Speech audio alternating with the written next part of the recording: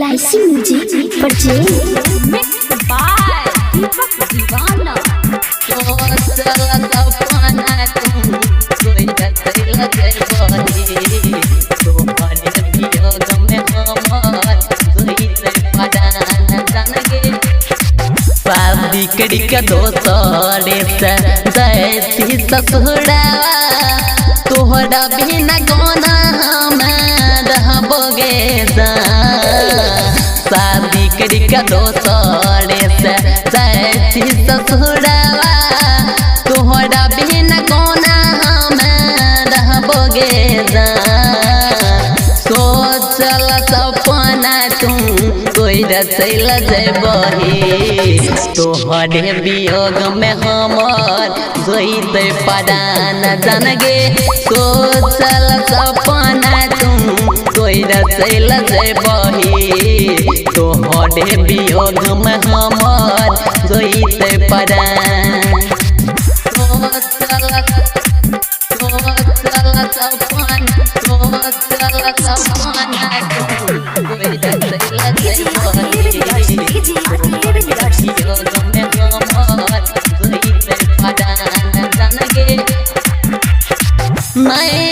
हो प्यार करे के प्यार किया कैलही बिचरहिया में हमर साथ छोड़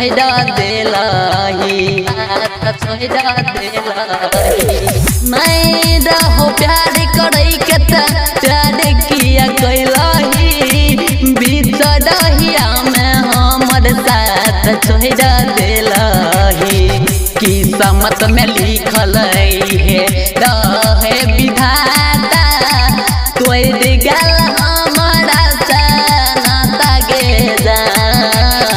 सोचल सपना तू तोड़ चल जेबही तोहरे वियोग में हमर जोईते पदान जानगे सोचल सपना तू तोड़ चल जेबही तोहरे वियोग में हमर जोईते पदान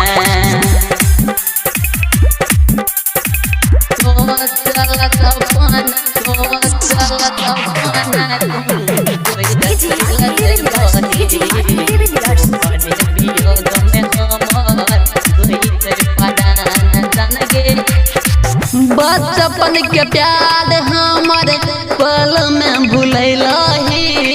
मुन्ना मवालिक जान के दिला में बसलही राइटर संतोष के दिल से भूलही मुन्ना मवालिक जान के दिला में बसलही सात फेरा लेबही घर बसबही हमारा तू छोड़ के ससुरा से बही गे सोचल सपना तू तोड़ चल जेबही तोहरे वियोग में हमर जोईते पदान जानगे सोचल सपना तू तोड़ चल जेबही तोहरे वियोग में हमर जोईते पदान। LIC music recording studio Triveniganj Supaul.